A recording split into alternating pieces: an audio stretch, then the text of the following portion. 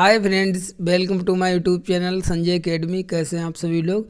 इस क्लास में हम लोग सभी निगेटिव पॉजिटिव टैग वर्ड करने वाले हैं सीडीपी प्लस पेडागोजी के। तो इस क्लास में लास्ट तक बने रहें। मोस्ट इम्पॉर्टेंट क्लास है, इससे कम आपके 20 से 25 नंबर बढ़ जाएंगे। तो चलिए अपनी क्लास को स्टार्ट करते हैं। देखिए, सबसे पहले हम लोग पॉजिटिव टैग वर्ड पढ़ते हैं जो हमेशा सही होते हैं। इनका आंसर कैसा होता है? हमेशा सही होते हैं। जैसे पहला है हमारा सक्रिय, जो अधिगम होता है, जो सीखना होता है, वो हमेशा सक्रिय होता है। इन सभी वर्डों को देखने पर आपको उस वाले आंसर को सही ही टिक करना है। लचीलापन, टीचर हो चाहे किताबें हो चाहे पाठ्यक्रम हो, सभी में हमको लचीलापन रखना है, रिजिडिटी नहीं रखनी है। समावेशी शिक्षा, आपको समावेशी शिक्षा को हमेशा बढ़ावा देना है। समावेशी शिक्षा क्या होती है? जब सामान्य बालक और विशिष्ट बालक दोनों एक ही क्लास में साथ बैठकर पढ़ते हैं, तब उसको हम क्या कहते हैं? तब उसको हम कहते हैं समावेशी शिक्षा। समान अनुभूति, हमको बच्चे से समानुभूति रखनी है, सह अनुभूति नहीं रखनी है। प्रोत्साहित, बच्चों को पढ़ने के लिए आपको ज़्यादा से ज़्यादा प्रोत्साहित करना है, उनको डराना धमकाना नहीं है। अगर बच्चा नहीं भी किसी चीज़ को कर पा रहा है, तब भी उस चीज़ को करने के लिए उसको हमको मोटिवेट करना है, इसे ही कहते हैं इनकरेज करना। और अगला है हमारा फॉर्मेटिव असेसमेंट, रचनात्मक आकलन। ये नीपी 2020 कहती है कि हमें बच्चों का रचनात्मक आकलन करना चाहिए। मतलब पढ़ाई के दौरान, सत्र के दौरान बच्चों का आकलन कीजिए, ना कि सत्र के अंत में आकलन करते हैं। इसीलिए इसमें आपके रचनात्मक आकलन में आपके क्लास टेस्ट है, यूनिट टेस्ट है, ये सभी आ जाते हैं। कंटेक्चुअल, संदर्भ में हमको बच्चों को उनके सामाजिक सांस्कृतिक संदर्भ से जोड़कर पढ़ाना चाहिए। अगर पढ़ा रहे हैं मान लीजिए इंडिया में, अगर हम चाइना के एग्जाम्पल देंगे तो बच्चों को वो समझ में नहीं आएगी, तो उनकी जो रियल लाइफ से चीज़ें हैं उनसे जोड़कर आप उनको पढ़ाइए। आंतरिक प्रेरणा, जो हमारा बच्चों का इंटरनल मोटिवेशन होता है, हमको इसको बढ़ावा देना है। बाह्य मोटिवेशन है, जब बच्चे किसी चीज़ को सीखने के लिए, अपने ज्ञान के लिए, आनंद के लिए पढ़ते हैं, अपने आप से पढ़ते हैं, तब उसको आंतरिक प्रेरणा कहते हैं। खुले अंत वाले, हमको बच्चों को सृजनात्मकता का विकास करने के लिए बच्चों से खुले अंत वाले क्वेश्चन पूछे जाने चाहिए। खुले अंत वाले प्रश्न क्या होते हैं? वे प्रश्न जिनका उत्तर 1 से अधिक होता है। जैसे किन किन संख्याओं की गुणा 100 हो सकती है, तो इसका आंसर हो सकता है 50 गुणा 2 हो सकता है, 25 गुणा 4 हो सकता है, 20 गुणा 5 हो सकता है।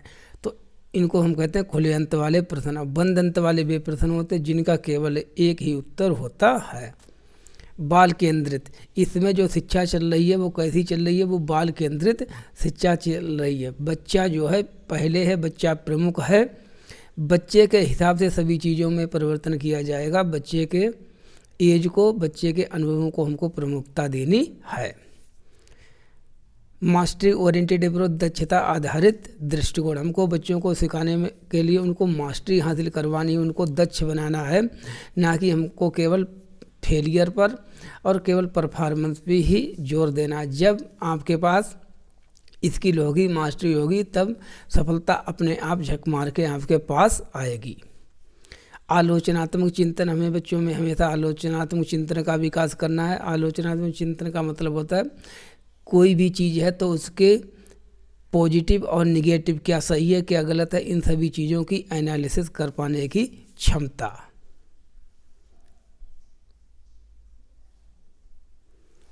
एरर्स, मिसकंसेप्शंस, गलतियाँ। देखिए, जो बच्चों की गलतियाँ हैं होती हैं वो सीखने में एक महत्वपूर्ण रोल अदा करते। गलतियाँ ये बताती कि कोई भी व्यक्ति किसी प्रकार से सीख रहा है। इसी प्रकार से जो हमारी अवधारणाएं होती हैं, तो ऐसा इस संदर्भ में कोई भी नहीं है जो बिना गलती किए हुई सब कुछ सीख गया हो। तो गलतियाँ एक सीखने का अभिन्न अंग होती हैं। सार्थक अधिगम, हमको क्लास में रट्टे नहीं लगवाने हैं, बच्चों को सार्थक अधिगम कराना है, मीनिंगफुल अधिगम कराना है, जिसका मतलब हो उनके दैनिक जीवन में वो चीज़ें काम आने वाली हों। अगला डिस्कवरी है, डिस्कशन, इंक्वायरी, खोजबीन करके सीखना। बच्चों को अपने आप से करके, लर्निंग बाय डूइंग, स्वयं से करके हस्तपरक अनुभव प्रदान करने चाहिए। जो चीज़ हम स्वयं से करके सीखते हैं वो ज़्यादा देर तक याद रहती है। केवल सिलेबस को पूरा करवा देना, याद करवा देना, पेपर के लिए तैयार करवाना, ऐसा नहीं करना है। क्या करना है, हमको बच्चों को समझाना है, समझ समझ कर पढ़वाना है। बाल केंद्रित शिक्षा शास्त्र, चाइल्ड सेंटर्ड, जैसा कि ऊपर हम बात कर चुके हैं, इसमें बाल केंद्रित शिक्षा चल रही है। बच्चों को केंद्र में रखकर ही सब कुछ एक्टिविटी हमको करवानी है। रचनावाद, वर्तमान में रचनावाद पर ही आधारित हमारी पूरी एनसीए पे पूरा सीटेट है, और जो एनसीईआरटी की जो किताब है वो सब रचनावाद पर आधारित है। रचनावाद का मतलब होता है ज्ञान का निर्माण करना। बच्चे स्वयं से ज्ञान का निर्माण कर सकते हैं। वास्तविक जीवन से जोड़कर पढ़ाना, कोई भी चीज़ हो तो बच्चों की जो डेली लाइफ का एग्जाम्पल है वो दीजिए, वो उनको जल्दी समझ में आएगा।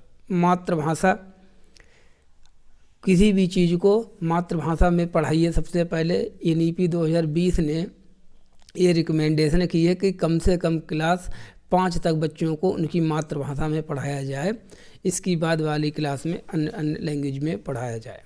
बहुभाषावाद, मल्टीलैंग्वेजिज्म, भारत एक ऐसा देश है जिसमें बहुत सी भाषाएं बोली जाती हैं। संविधान की 8वीं अनुसूची में 22 भाषाएँ वर्णित हैं, दी गई हैं। आपकी क्लासरूम में बच्चे जितनी भी भाषाएं बोलते हों, किसी भी बच्चे को आपको भाषा के आधार पर पीछे नहीं छोड़ना है। भाषाओं को एक संसाधन के रूप में लेना है। प्रगतिशील शिक्षा इसमें चल रही है, जिसको हम कहते हैं समावेशी शिक्षा। समृद्ध परिवेश, बच्चों को सीखने के लिए हमको प्रिंट रिच इन्वायरमेंट प्रोवाइड कराना चाहिए। सहयोगात्मक अधिगम, बच्चे ग्रुपों में सीखे, एक दूसरे से सीखे। सहयोगात्मक अधिगम की बात लेब बाय गुड्स की चीज करते हैं। क्षेत्र भ्रमण, हमको ईवीएस के लिए बच्चों को ज़्यादा से ज़्यादा फील्ड ट्रिप करवानी चाहिए। दिशा की समझ के लिए हमको मैप का ज्ञान बच्चों को अवश्य करवाना चाहिए। अगले है इंक्रीमेंटल व्यू ऑफ एबिलिटी। ये मोस्ट इम्पॉर्टेंट है, बार बार पूछा जाता है कि incremental view of ability entity क्या है। इंक्रीमेंटल का मतलब होता है कि ज्ञान, जो हमारी क्षमता है उसको हम अगर मेहनत करेंगे तो वो बढ़ जाएगी। ऐसा नहीं है कि क्षमता को, योग्यता को बढ़ाया नहीं जा सकता है। तब जहाँ पर लिखा हो इंक्रीमेंटल व्यू ऑफ एबिलिटी, वो हमेशा सही होगा। एक इसका अपोजिट होता है, वो निगेटिव वाले में अभी हम पढ़ेंगे। मातृभाषा आधारित, इसको हम पढ़ ही चुके हैं। बच्चों को सीखने में बच्चों का हमेशा पार्टिसिपेशन कीजिए, बच्चों को शामिल कीजिए, उनको नई नई चीज़ें दीजिए, जिससे नई नई एक्टिविटी करवाइए जिनमें वो इंगेज रह सके, व्यस्त रह सके। लर्निंग बाय डूइंग, स्वयं से सीखने को कोई भी चीज़ इस संसार में रिप्लेस नहीं कर सकती। तो लर्निंग बाय डूइंग, जहाँ पर बच्चे स्वयं से कर करके अपने आप से कॉन्सेप्ट को सीख रहे हैं, वो चीज़ हमेशा सही है। अब हम लोग केवल जो निगेटिव टैग वर्ड हैं, देखो इनको रेड कलर से हमने यहाँ पर दर्शाया है। मतलब ये कैसे होंगे, ये हमेशा होंगे गलत, ये होंगे हमारे गलत, निगेटिव हैं ये। तो ये वर्ड अगर आपको किसी भी क्वेश्चन में मिल जाते हैं तो उसको आप गलत टिक करना, वो ऑप्शन नहीं हो सकता है। जैसे निष्क्रिय, अधिगम कभी भी निष्क्रिय नहीं होगा। हमको कठोर नहीं, हमको सभी चीज़ों में, चाहे वो पाठ्यक्रम हो चाहे वो शिक्षक हो, सब चीज़ को लचीला रखना है। अलग करना, आप बच्चों को कभी भी अलग नहीं करेंगे, तो अलग करना तो हमारा कभी भी ऑप्शन सही हो ही नहीं सकता है। सिंपैथी हमको बच्चों से नहीं रखनी है। बेचारा, दीनहीन, इस प्रकार के शब्दों का यूज नहीं करना। हतोत्साहित कभी नहीं करना, हमको प्रोत्साहित करना है। तो ये सभी गलत होंगे। समग्र मूल्यांकन, समग्र मूल्यांकन नहीं, हमको रचनात्मक आकलन बच्चों का करना है। समग्र मूल्यांकन में जैसे हमारा सीटेट का एग्ज़ाम है, बोर्ड परीक्षाएं हैं, जो वर्षांत, जो एनुअल एग्ज़ाम होती हैं, वो समग्र मूल्यांकन में आ जाते हैं। असंदर्भित, असंदर्भित का मतलब होता है बच्चों की सामाजिक संस्कृति से जोड़कर ना पढ़ाना। अगर कोई बच्चा गांव का है, देहात का है, तब उसको वहाँ के, उसके चारों आसपास की, उसकी जो डेली लाइफ के जो चीज़ें वो देखता है रोज़, उनसे जोड़कर आप उसको उदाहरण दे, वो होता है संदर्भित। और जब हम उससे जोड़कर नहीं एग्जाम्पल देते हैं, वो होता है असंदर्भित। बाह्य प्रेरणा, बाह्य प्रेरणा बाहरी चीज़ों को देखकर मोटिवेट होना है। जैसे रुपया, पैसा है, दूसरों से प्रशंसा करवानी है, तो हमको बच्चों में बाह्य अभिप्रेरणाओं को विकसित नहीं करना है। बंद अंत वाले प्रश्न वे होते हैं जिनका केवल एक ही उत्तर है, जैसे भारत की राजधानी कहाँ है, इसका सीधा आंसर क्या है, दिल्ली। चाइल्ड सेंटर्ड, बाल केंद्रित को छोड़कर जो भी चीज़ हो वो गलत है। केवल बाल केंद्रित सही है, चाहे वो शिक्षक केंद्रित हो, चाहे वो पुस्तक केंद्रित हो, वो सब गलत। रटना, याद करवाना, कंठस्थीकरण कुछ भी नहीं है। समझ आकर सार्थक अधिगम बच्चों को करवाइए। हमको बच्चों के लिए मानक कभी भी नहीं बनाने हैं। मानकीकृत वर्ड्स अपने हम में गलत है। जैसे कि सीटेट में हमारा मानक है कि आप 90-82 नंबर ले आइए, हम आपको पास घोषित कर देंगे। इनको मानक कहते हैं। स्किल पर फोकस कीजिए, ना कि केवल मानक बनाने पर। सीग्रेशन, लेबलिंग, रैंकिंग, एक बार पेपर को हम इंग्लिश में भी पढ़ लेना, ठीक है। हिंदी इंग्लिश पेपर तो बाइलिंगुअल होगा, लेकिन इंग्लिश में जो है ज़्यादा मीनिंग सही निकलता है, कभी कभी उसकी हिंदी गलत हो सकती है। तो सीग्रेशन है, लेबलिंग है, रैंकिंग, कौन सा बच्चा बेस्ट स्टूडेंट है, बहुत होशियार, कौन मीडियम स्टूडेंट है, कोई बिल्कुल गीदड़ स्टूडेंट है। इस प्रकार से आपको बच्चों को जो है सीग्रेशन उनका नहीं करना, रैंकिंग उनकी नहीं करनी है कि जो 90% वाले हैं, जो 80% वाले हैं, जो 60% वाले हैं। इससे उनके सीखने पर नकारात्मक प्रभाव पड़ता है।